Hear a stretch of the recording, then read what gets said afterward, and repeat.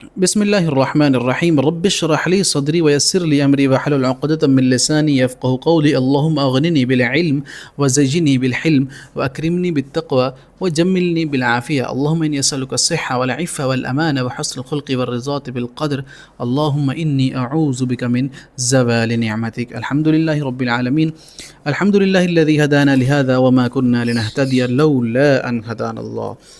سورۃ الاعلیٰ ہے، بڑی دلچسپ صورت ہے اور اس میں کچھ آیات ایسی ہیں جو نماز میں شامل کر دی گئی ہیں۔ رسول اللہ نے فرمایا کہ اس کو نماز کے شروع میں رکھ دیں، اس کو نماز کے آخر میں رکھ دیں، یا اس کو سبحان ربی الاعلیٰ میں پڑھنا ہے، کیسے وہ آپ دیکھتے ہیں۔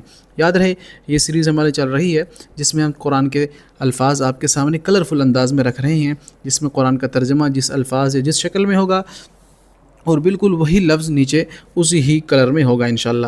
تو دیکھتے ہیں سورۃ الاعلیٰ کو۔ اس کی جو پہلی آیات ہے، بسم اللہ الرحمن الرحیم، سبح اسم ربک الاعلیٰ، سبح تسبیح بیان کرنا، پاکی بیان کرنا۔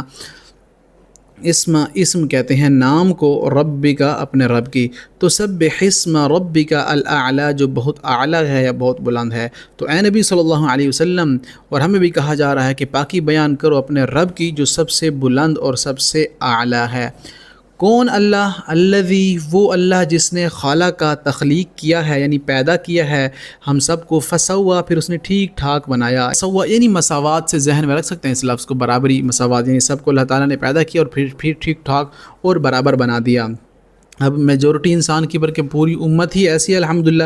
کوئی ایکسیپشنل کیس ہو سکتا ہے، کسی کو اللہ تعالیٰ نے نابینا بنایا ہے، کسی کوئی ٹانگوں سے معذور، کوئی کیا، تو وہ کوئی ایکسیپشنل کیس ہیں، کیونکہ یہاں پر پوری امت کی بات ہو رہی ہے، پوری دنیا کے انسانوں کی، تو سارے انسان تھوڑی ایسے ہیں، کچھ ایسے ہیں، وہ بھی اللہ کی حکمت ہے۔ تو بہرحال وہ اللہ جس نے ہم سب کو پیدا کیا، پھر ٹھیک ہم سب کو بنا دیا، والذی، وہ جس نے قدر، اندازہ کیا، فہدا، پھر اس نے ہدایت دی۔ اس سے مراد یہ ہے کہ اللہ تعالیٰ نے انسان کی تقدیر میں جو چاہا وہ لکھ دیا اور پھر انسان کو ہدایت کا راستہ بھی دکھا دیا۔ والذی، وہ اللہ جس نے اخرجا، نکالا، خروج سے ایگزٹ ہم کہتے ہیں، اردو میں استعمال ہوا ہے، انگلش میں بھی۔ والذی، وہ اللہ جس نے اخرجا، نکالا، المرعى، زمین سے چارہ، یعنی مرعى چارے کو کہتے ہیں، وہ اللہ جس نے زمین سے چارہ نکالا۔ اس میں قرآن میں ہے نا، متاعا لکم ولانعامکم، تمہارے لیے ہے اور تمہارے جانداروں کے لیے، تم اس سے فائدہ اٹھاؤ۔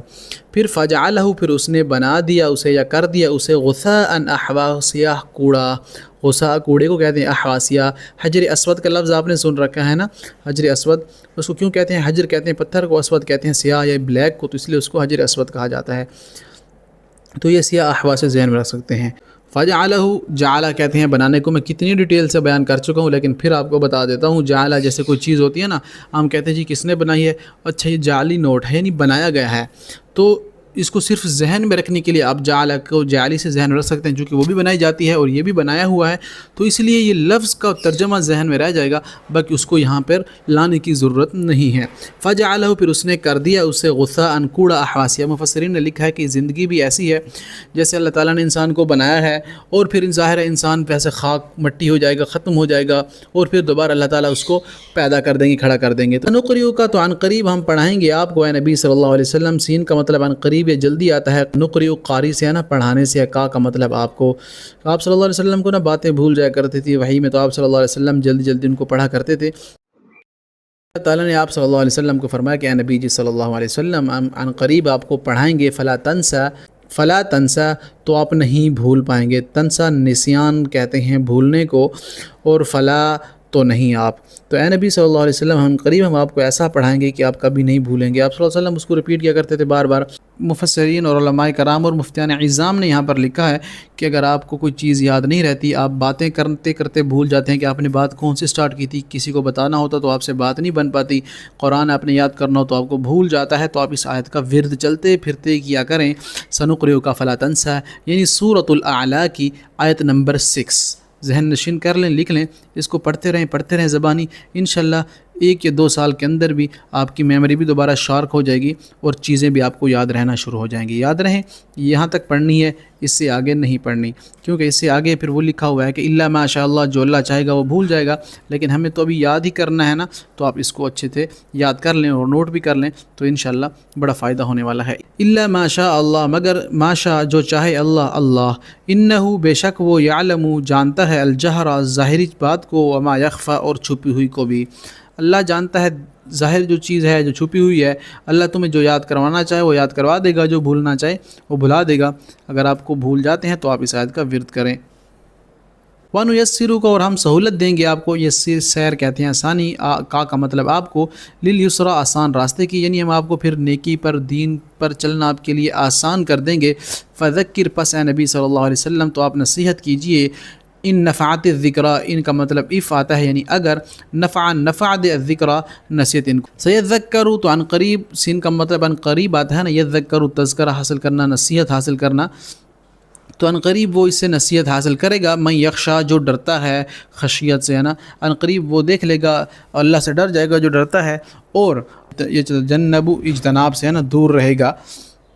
ہاں اس سے الاشقا وہ بڑا بدبخت یا شقی، جو بدبخت ہے شقی ہے جس کا دل سخت ہے، وہ اللہ کی آیات ہوں، اللہ کی نصیحت ہو، اسے فوراً اسکرول کر کے اوپر گزار دے گا، حرام کے انتظار میں بیٹھا رہے گا یا رہے گی کہ جب حرام آئے گا تو اس سے محظوظ ہوگا۔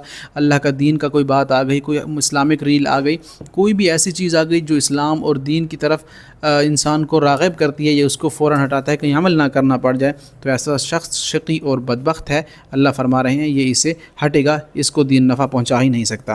الذی وہ داخل ہوگا، یصلا یعنی داخل ہوگا، جھونکا جائے گا، النار آگ میں، الکبریٰ جو بہت بڑی ہے، کبریٰ کبیر بڑی سے ہے، تو وہ داخل ہوگا آگ میں، ایسی آگ جو بڑی آگ ہوگی، ثم پھر لا یموت نہ اس کو موت آئے گی، نہ وہ مرے گا، فیہا اس آگ میں، ولا یحیا نہ وہ زندہ رہ پائے گا، یعنی ایسی حالت ہوگی نہ اس کو موت آئے گی نہ اس کو زندگی درمیان میں لٹکا ہوا ہوگا۔ اب اللہ تعالیٰ نے کہا بچنا کیسے ہے اس آگ سے، قد افلح من تزکا، یقیناً تحقیق افلح فلاح پا گیا، کامیاب ہو گیا، من وہ جو تزکا پاک ہو گیا، جس نے تزکیہ کر لیا۔ تزکا پاک ہونے سے، زکوٰۃ جب ہم دیتے ہیں تو ہمارا مال پاک ہو جاتا ہے۔ یقیناً وہ بچ گیا جس نے تقوی اختیار کیا، جو بچا رہا گناہوں سے، چھوٹے گناہوں سے، بڑے گناہوں سے، غیبت، حسد، چغلی، لالچ، جھوٹ اور زنا، بد نظری، ان چیزوں سے جو بچا رہا، یقیناً وہ کامیاب ہو گیا۔ وذکر اسمہ اور اس نے یاد کیا، اسم اپنے نام کا، فصلی پھر اس نے نماز پڑھی۔ اب یہاں پہ دیکھیں رسول اللہ صلی اللہ علیہ وسلم نے فرمایا کہ اس آیت سے ہی ہم نے نماز شروع کرنی ہے، تو اس آیت کو شروع میں ہی اپلائی کر دیا گیا، جیسے کہ اللہ نے یہاں پر فرمایا نا وذکر اسمہ اور اس نے یاد کیا اسم اپنے رب کے نام کو، فصلی پھر اس نے نماز پڑھی۔ تو کیا کرتے ہیں ہم اللہ اکبر کہہ کے جو نماز پڑھتے ہیں، ظاہر اللہ کا نام اور پھر ہم نماز شروع کر دیتے ہیں اللہ کا نام لے کر بھی۔ تو اسی آیت سے آپ صلی اللہ علیہ وسلم نے کہا کہ نماز پڑھتے دوران پہلے اللہ اکبر کریں گے، پھر نماز سٹارٹ ہوگی۔ اور ایک اور آیت ہے، وہ میں آپ کو آخر میں بتاؤں گا، شاید میرے ذہن سے نکل گئی، وہ پہلی آیت تھی، میں اس کو جلدی سے کمپلیٹ کر کے آپ کو وہ بھی بتا دیتا ہوں۔ بل تؤثرون، بلکہ تم تؤثرون اثار کر دیتے ہو، ترجیح دیتے ہو، قربان کر دیتے ہو، الدنیا الحیات الدنیا دنیاوی زندگی کو، تم آخرت کو چھوڑ کر دنیاوی زندگی کو ترجیح دے دیتے ہو۔ بہرحال اللہ تو تمہارے لیے آخرت چاہتا ہے۔ کتنا خوبصورت انداز اللہ نے یہاں پر اپنایا ہے، والآخرۃ، حالانکہ آخرت خیر بہتر ہے تمہارے لیے، وابقی اور وہ زیادہ باقی رہنے والی ہے۔ اللہ تو تمہارے لیے آخرت چاہتا ہے کیونکہ وہ آخر تک رہے گی اور باقی رہنے والی ہے اور بہتر بھی ہے۔ ان ھذا لفی الصحف الاولی، ان بے شک ھذا یہ بات، لفی صحیفوں میں ہے، لام کا مطلب یقیناً آتا ہے، فی کا مطلب ہے صحف، صحیفوں کی جمع ہے، تو لفی الصحف یقیناً یہ صحیفوں میں ہے، الاولی جو پہلے تھے، یعنی ابراہیم کے صحیفے اور باقی جتنے انبیاء گزرے ہیں ان کے جو صحیفے تھے ان کے اندر یہ بات موجود ہے۔ سب کو یہی دعوت تھی کہ وہ اللہ کی طرف لوگوں کو بلائیں، تو یہ بات کوئی نئی نہیں ہے، یہ بات سب نبی کرتے آ رہے ہیں، تو آپ بھی وہی کر رہے ہیں، بس شریعت تھوڑی سی چینج ہے، نماز، روزہ، زکوٰۃ وغیرہ۔ تو صحف ابراہیم و موسیٰ، یہ بات جو ہے وہ صحیفوں میں تھی، مثلا ابراہیم علیہ الصلوۃ والسلام کے اور موسیٰ علیہ الصلوۃ والسلام کے صحیفوں میں بھی۔ تو یہ بات کوئی نئی نہیں ہے، جن کو سمجھ نہیں آ رہی، اس کی بڑی وجہ یہ ہے کہ ختم اللہ علی قلوبہم وعلی سمعہم وعلی ابصارہم، ان کے دلوں پر زنگ چڑھ چکا ہے۔ کیوں؟ بما کانوا یکسبون، بوجہ ان کرتوتوں کے جو انہوں نے کمایا ہے، ظاہر دل کالا ہو گیا جس کی وجہ سے ان کو ایمان فائدہ نہیں دے رہا۔ تو بہرحال ایک اور آیت جو میں نے آپ کو کہا کہ نماز میں شامل کی گئی ہے وہ دیکھتے ہیں۔ جی یہ وہ آیت ہے شروع میں جس کو رسول اللہ صلی اللہ علیہ وسلم نے کہا کہ اس کو سجدہ میں لے کر چلیں، سجدے میں ایسا ہی کیا کریں۔ ہم کہتے ہیں نا سبحان ربی الاعلی، سبحان ربی الاعلی، یہی ترجمہ تو ہے، سبحانہ پاکی بیان کر، اسم اپنے رب کا نام لے کر، اعلیٰ جو بہت بلند ہے۔ تو آپ صلی اللہ علیہ وسلم نے کہا کہ اب آپ نے اپنے رب کا نام لے کر سجدے میں جا کر اس کی پاکی بیان کرنی ہے۔ تو کیسے بیان کی جاتی ہے؟ سبحان ربی الاعلی، یا اللہ تو پاک ہے اور بہت اعلیٰ ہے، بہت بلند ہے۔ تو یہ سجدے میں شامل کر لیا گیا۔ اور سبحان ربی الاعلی اور سبحان ربی العظیم، تو یہ تسبیحاں اسی ہی صورت سے لی گئی ہیں۔ اور آخر میں جو ہم نے پڑھا تھا کہ وذکر اسم ربہ فصلی، اور اپنے رب کا نام لے کر نماز شروع کرو، اس کی وجہ سے ہم کیا کرتے ہیں؟ اللہ اکبر کرتے ہیں اور نماز کو سٹارٹ کرتے ہیں۔ اللہ سے دعا ہے کہ اللہ تعالی ہمیں 5 وقت کی نماز باجماعت پڑھنے کی توفیق عطا فرمائے اور قرآن سے سچی لگن اور محبت نصیب فرمائے۔ واقول قولی ھذا واخر دعوانا الحمد للہ رب العالمین۔